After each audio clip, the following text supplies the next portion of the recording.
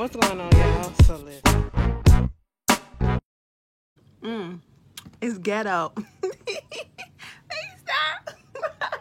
Anyway, what's going on, y'all? Okay, forgive me for that. I ain't even finna edit that out, bitch. We family or whatever. So, what's going on, everybody? So we are here for the review and my little opinion about this salt and pepper. Salt and pepper's here, and we're in the fat and wanna push it good. Dun, dun, dun, dun. Let me tell you something. Let me fucking tell you something. Regardless of the drama that's going on with Salt and Pepper at this current moment, because we'll get into that too. Salt and Pepper, you cannot deny, was an iconic female rap group, okay? They was just iconic, period, all right? That's why every freaking time they get called to do these little tribute shows or whatever, when Billboard did the, the tribute to them and they closed it out, when VH1 did the shit, bitch, every time it goes, it freaking goes. Now, I'm gonna be 100% honest. Salt and Pepper came out before I was born, okay? 1985, Ashley wasn't even here, you know what I'm saying? Ashley wasn't here for another 2 years, you know what I'm saying? So, I wasn't around back then, and then when they was at their height or when they was really getting into it, Ashley was a youngin', okay? But see, I had a mama that grew up that, had us listening to everything. She said, bitch, you're gonna be well-rounded, okay? That's what the fuck you're gonna do. You're gonna listen to all goddamn genres, okay? Some stuff we shouldn't have been listening to, but hey, it is what it is, and I appreciate it because, I kind of feel bad for my little sister who just turned 17, by the way, and,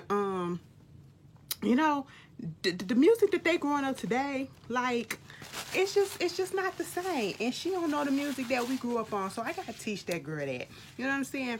But I'm so glad that I was able to grow up in an era where we came from good music. Like the music, pop, rap, R&B, even all the alternatives and everything else. It was just really good, dope music, okay? And most of them can stand the test of time. And I guaranteed you to put on a Salt and Pepper record right now, especially the singles that came out, baby. I guaranteed you to put one of those on and not the fuck go off, okay? Shoot that. Shoot that, bitch, shotgun bang. What's up with that thing? I wanna know, how does it hang? Straight up, wait up, No, I'm not gonna give y'all all of that. I'm not gonna give y'all all of that, okay? Because I can go in, you know what I'm saying? I can just go down the list or whatever. They ain't do what a man, what a man, what a man, what a mighty good man. Yes, he is. Okay, they didn't do that, and I was kind of pissed off about that, but whatever.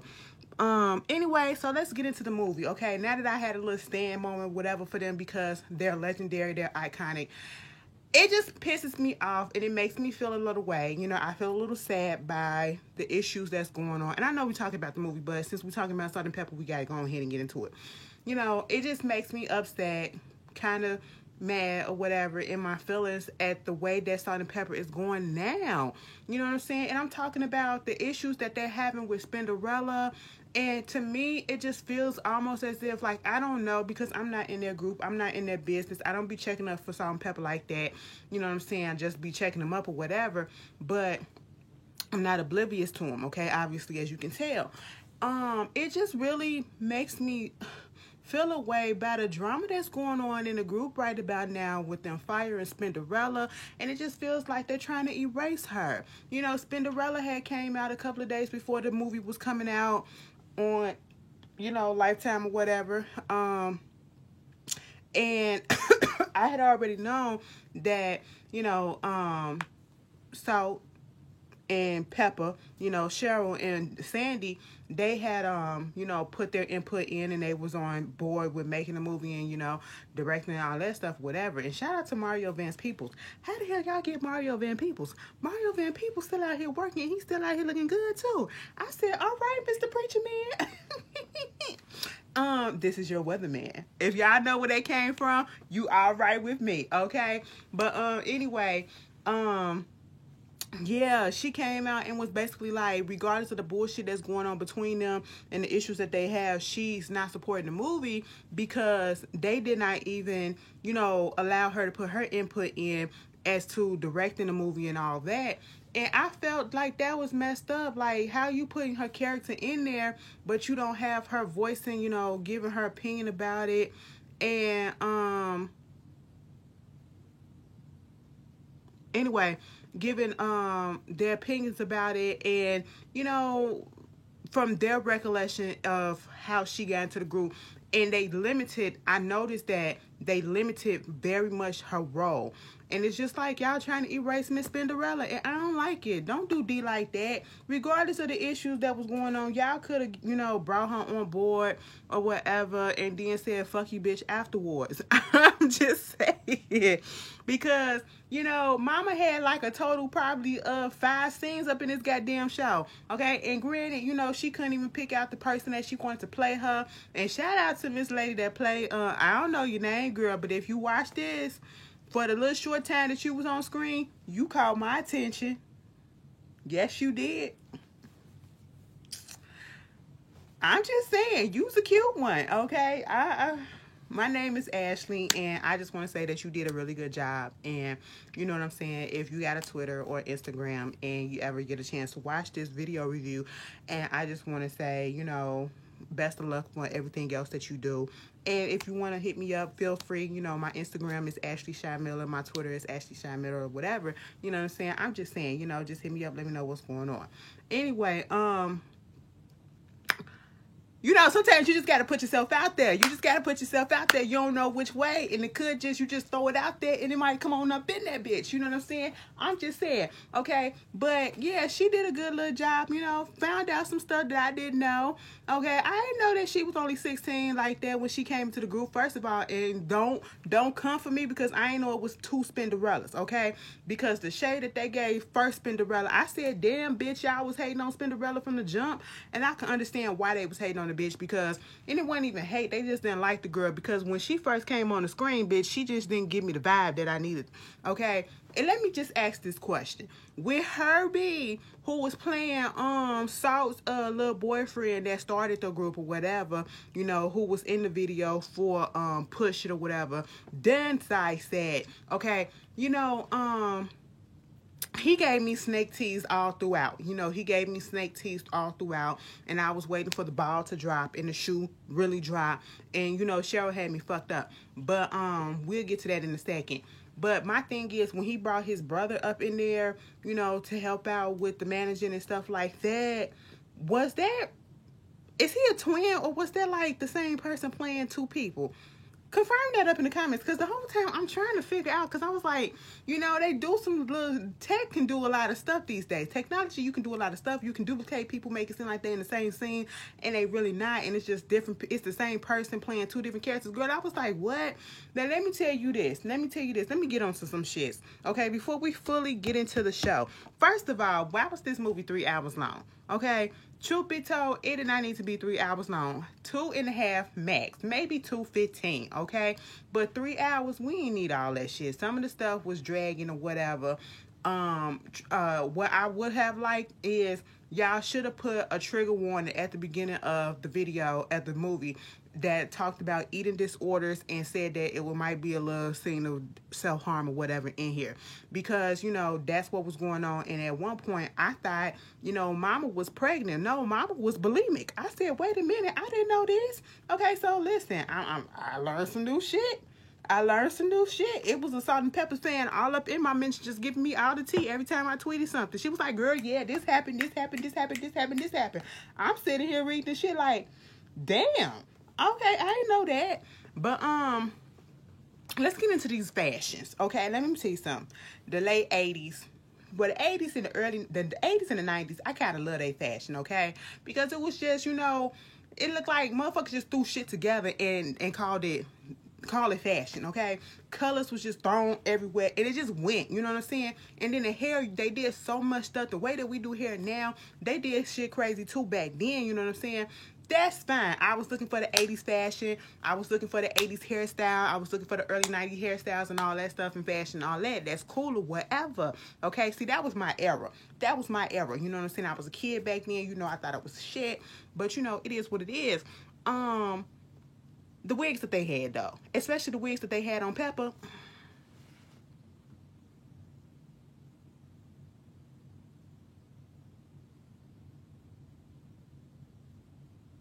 What?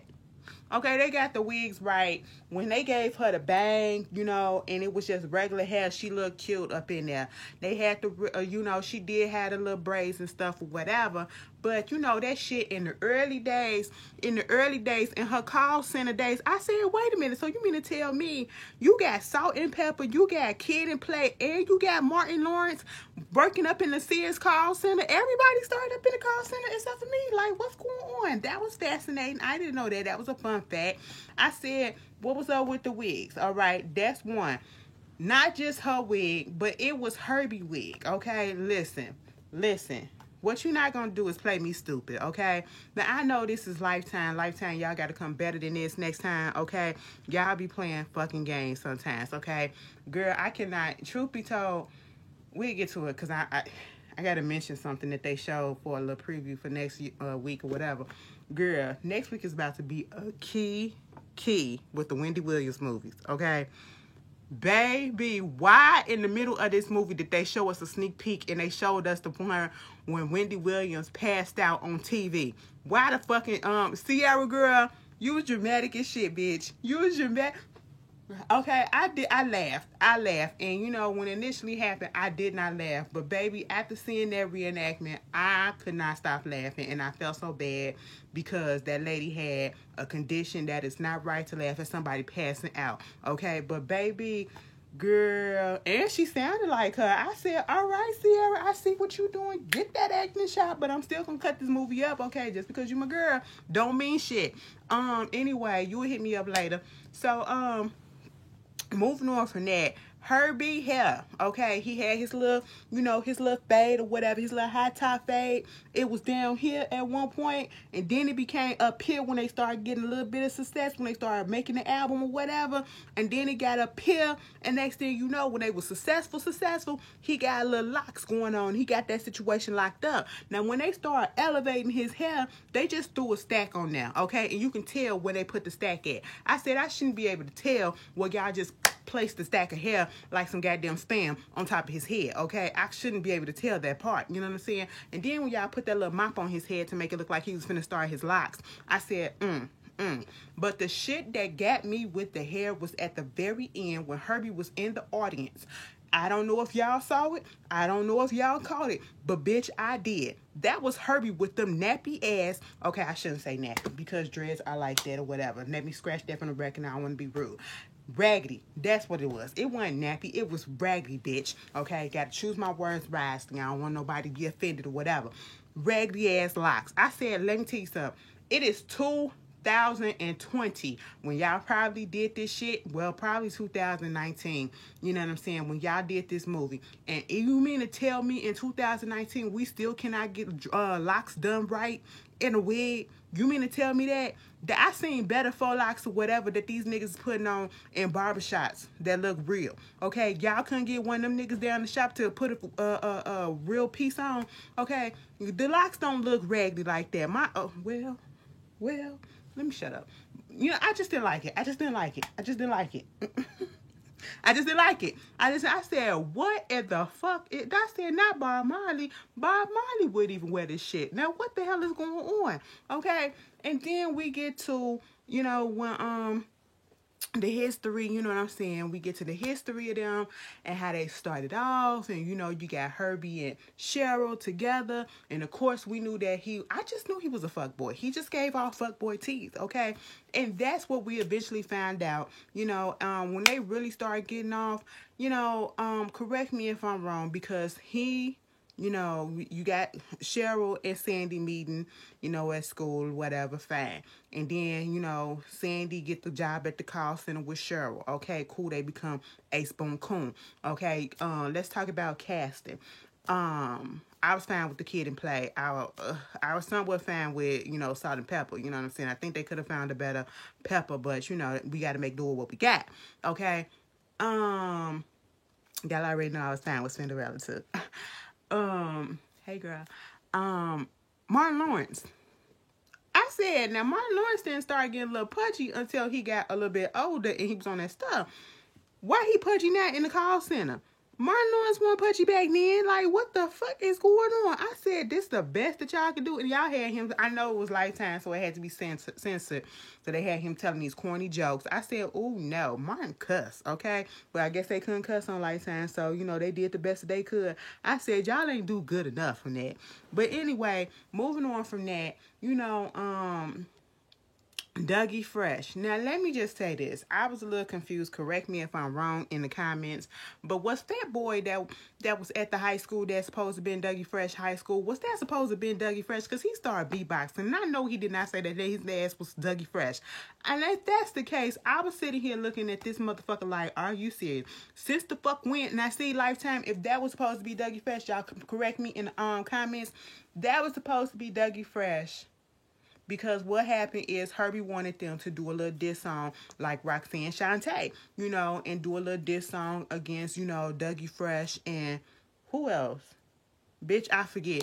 But, you know, do a little diss song or whatever so that they can get put on. And that's how they got a notice. And then they wind up, their song got on the radio. They wind up picking up steam. And they had to perform at Dougie Fresh High School. You know, this fat boy come up there. And I was really confused. I said, is he supposed to be Dougie Fresh? Because I could have sworn that that's what they said. And next thing you know, he started beatboxing like Dougie Fresh. And I said, hold the fuck up. Y'all giving me, now see, when the Aaliyah movie came on, which probably came, somebody told me it came on earlier today. I'm so glad I wasn't here to watch it, because I would have said no, bitch. But when y'all had the girl to play Missy Elliott, y'all couldn't get a little chunky monkey chick to play Missy Elliott, okay? And I was like, why you couldn't get a chunky munchy chick to play Missy Elliott instead of putting this skinny girl in an oversized sweat tracksuit? Y'all remember that shit? To make her look a little bit bigger. I said, bitch, it's some cute ass little chunky monkey chicks out here, and you mean to tell me that's what you gonna do? Girl, you better get the hell up out of here. Now, if that was supposed to be Dougie Fresh, fire it. That's that girl. He started beatboxing. I said, now you know you about to be out of breath. Now what the fuck is going on? Because I'm out of breath listening to you now. Dougie Fresh my ass. I said Dougie Fresh my ass. That better not have been. Girl, correct me in the comments if I'm wrong. That first record deal that they went to, and then he was talking about something, we'll give you $5,000 for the single, and then $9,000 or whatever for an album. I said, y'all getting all excited over $14,000 that you got to split 3 ways, which Herbie was trying to scoop and boot Sandy out the goddamn business. I said, and then you hiring all these other people or whatever, so that $14,000 finna get split up like 15 goddamn ways, and y'all ain't gonna have shit. Y'all finna be like Left Eye said, come on people, let's get ready to do our math, okay? You gotta give this person this and this person that and this person that. I said, even for back then, that still was some lowball shit. And that goes to show you how the industry used to fuck over, especially black artists, okay? Especially the ones that came from nothing and didn't know nothing about the business like that, and they was wide-eyed and bushy-tailed or whatever, thinking they about to really get put on. I said, oh, that's fucked up. And then we found out that as soon as they started getting on, and, you know, Herbie, you know, being his producer or whatever, and his manager or whatever, he getting his big old office and all this shit, Sandy didn't call his ass fucking cheating, okay? And he trying to threaten her ass. And she was like, Cheryl, I already know. The bitch knew. And let me tell you something, Cheryl, you had me fucked up throughout this whole movie, okay? Because ain't no way in hell we can be business. See, this is why I don't believe in going to business with significant others. We got to at least be married if I want to think about that. You know what I'm saying? And even then, shit could happen. You know, that really makes me want to think like, should I or shouldn't I? Because no, okay? That motherfucker was cheating, you know, and then that one particular scene that got me 86 hot. When she answered that phone, I said, bitch, I know this is like the early 90s, late 80s, and they got beepers. So you mean to tell me you gonna give a hoe your goddamn house number instead of just giving her your beeper number so only you can see that she paid your ass, so you can go call her? Bitch, Cheryl answered that phone, and the girl was like, is this Cheryl? Oh, okay, you know, you'll find out later on who I am soon enough, but you might want to clean your sheets. I said in the bed in the basement. I said, bitch, And she just hung the phone up and sat down like it was business as usual. I said, so you okay with a nigga cheating on you like that? That was strike one. Okay, I would have had to confront him. We probably wouldn't have broken up or whatever, or I probably would have been pissed or whatever if I was in that mindset back then. Okay. Probably would have just broken up for a few days or whatever, maybe a couple of weeks, maybe a month, and then we got back together, after I got through being mad. But we still got to work because we in business contracts with each other because I'm still going to see this motherfucker. But what really got her was when she was up in the goddamn house holding the whole baby. I said, you holding his baby? And she was like, oh, you so cute. You so cute. I said, girl, can't you tell that that's this hoe? She did. She was oblivious. I said, what? The mama had to come out. And what was with the Haitian and the Jamaican and the New York accents? Y'all got to do better with these accents, okay? I ain't even from New York, but I know how New York and I know how authentic New Yorker and the New York and Jamaican and the New York and Haitian sound, okay? And I was mad. But mama just let her have that baby. I said, bitch, that was your, he gonna say it to her, listen, baby, you know what I'm saying? That's my baby. But we can work this out. He said that shit like she was supposed to be cool with it and play stepmama. No. Cheryl went over here to get her another man, Gavin. I was like, whatever. Mind you, Cheryl was having issues, Herbie was trying to, we saw that she was having weight issues or whatever because Herbie kind of pointed it out, and that made her a little insecure. And I guess that was part of the reason why it led to her having an eating disorder. She was bulimic. And they were showing that throughout the show. Because at one point, I was confused why she was throwing up at one point. I was like, bitch, you pregnant too? And then I had to find out on Twitter. They was like, no, she was bulimic. And then as we see later on, when she was going through some issues, she ordered all that food at the house, at the hotel. I said, oh my God, just thinking about it just made my stomach hurt or whatever. Just because I'm a big bitch, I don't eat a lot. Okay, I can't do that shit. Acid reflux don't allow that shit. And I just don't understand it. And then just to throw it back up, oh God, I pray for anybody that's going through that, because that is something. And then, you got Sandy talking about how, she used to, self-harm. And at one point she was about to self-harm when she was with Tretch. Bitch, let's get to Tretch ass, okay? I said with them little micro braids that he did not have up in his hair. But okay, he had braids, but they weren't that small. But all right, that's semantics, okay? He being all, Sandy got pregnant by a little dude that looked like he probably was a drug dealer. That was her son daddy. He didn't want no parts of it. I said he looked like a shady character or whatever. Anyway, you know what I'm saying? And then, he was out the picture, and then here come Tretch, kicking that wop wop wop at her. Okay, they fucked around, looked like they fucked on the first night. I was like, oh, okay, and then they was at a house party or whatever. She going on the phone talking to Cheryl. This motherfucker is just scoping her out. You my man or whatever, so why is you peeping me out and scoping me out like a creep, like you a stalker? Okay, I was really confused. I was like, damn, Tretch, you really was like this? Now, when Pepper was on Growing Up Hip Hop, Saul said one thing, no, Herbie, he was making me mad when he was calling Pepper ghetto. And I hate when black folks call other black folks ghetto in a negative way, as a way to put them down, to make them feel better, like they better than them or whatever. You know what I'm saying? And I think it was like either Herbie or Salt said, why your girl always acting like a little groupie or some shit, like a groupie or whatever around these celebrities and all that stuff. I said, you know what? Pepper still act like that. If y'all watch Growing Up Hip Hop and she on there, she be friends with these little kids and all this shit, and I be confused. I was like, you a grown-ass woman and you up here getting them shit with these little motherfuckers. Like, what is going on with you, girl? You this midlife crisis that you going through. Okay? But, he was doing all that. He threw the bottle. He was being verbally abusive and shit. He was trying to see what she was on the phone with. I was like, calm down. You know what I'm saying? And it showed, the volatile situation that she was in. It was a domestic abuse, allegedly, according to Pepper. That's what was going on. She mentioned that also on Growing Up Hip Hop, because she did have a book and all that. I was a little confused when they had Egypt, and Egypt was light-skinned. The baby that they had was light-skinned. I said Egypt is a dark-skinned, beautiful girl, so I was confused about that. But, hey, moving on from that, they went on ahead and got married. They barely had, like I said, Cinderella up in the group. In the movie.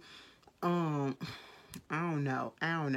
Okay, girl, that scene when they was performing for the Essence lady, I don't know her name, but I know her for them braids that she still rock till this day. She has the exact same hairstyle, and she didn't want them to do none of your business, respectability politics, okay, because it was supposed to be like this classy event, black and black tie and all that stuff, whatever.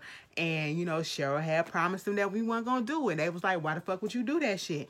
Okay, we gonna do it. Plus that's our new single or whatever. And so they got up there singing and doing all that stuff, and she was pissed off. Mama got up and left. I said, ooh. Oh well, I wonder how she feel now. Miss Lady, how you feel now? Okay, but they also get into the fact that Miss Cheryl, she churchified now, okay? And come to find out, I didn't realize that she was like that prior. Okay, a lot of these people come from church or whatever, especially in the that sing or whatever, they come from the church, and sometimes when they fall off, they go back to the church. You know what I'm saying? And she was going through church and stuff, trying to keep up her religion and trying to keep up her faith or whatever throughout her whole career. And it was, playing devil's advocate. It was like not playing devil's advocate, but it was like, which side should I go to? One foot in, one foot out, or whatever. And it was like, it was weighing on her spirit, her soul and stuff, the group doing certain stuff or whatever. Like, even till this day, she didn't want to be in a group or whatever when they did, like, reunited. And if they did, she didn't want to do certain songs and stuff like that. It was similar to, like, when Coco got back with SWV and she didn't want to do Downtown. I said, bitch, you better do Downtown. I want to go downtown. That's the way to my love. And take it round and round. Oh, you can't stop till you find my love. Ooh. Girl, 90s music.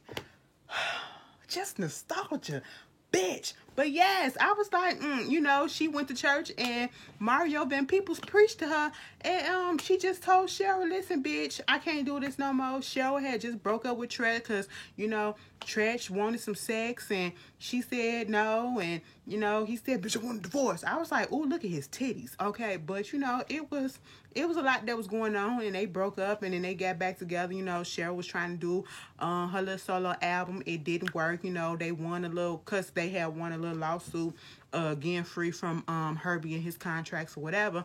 She told Herbie, listen, bitch, we was going to give you everything that you asked for, but you let them people get up into your ends, hoping to sue us and take us to court or whatever, and the court started with us, and you got nothing. Nah. I said, and they got out of that lawsuit just to put out an album that didn't do shit. I said, and then Cheryl been working on this album, and she was like, listen, it don't work because I need Sandy. She was the one that, lift me up and made me sound good or whatever. And then they get the call from VH1, and then they ended it with that. All in all, I would say the movie was cute. I'll rewatch it again, okay? It dragged a little bit, but it was good enough to watch, okay? Like I said, I don't like the way that they doing Spinderella or whatever. I don't know the ins and out, you know what I'm saying? But it just don't look right for optics, okay? For optics, it don't look right. It ain't need to be 3 hours long. That's why this review long, but it was cute. You guys tell me how you felt about it. Shoot, dude. Hey, it brought back memories. Let's talk about sex, baby. Let's talk about you and me. Let's talk about, let me tell you something. I was young listening to this shit. Okay? They was nasty. I liked it. Anyway, that was what was going on. Let me get up off here. It's hot up in here. I got this goddamn sweatshirt on, bitch. Y'all tell me how you liked the movie if you saw it, and I will see you guys later. Hey, Spinderella, please, if y'all know her name, put it down in the comments. Like, I'm dead ass. Like, I think I got a little crush. Anyway, y'all tell me how y'all feel, and I'll see y'all later. Peace.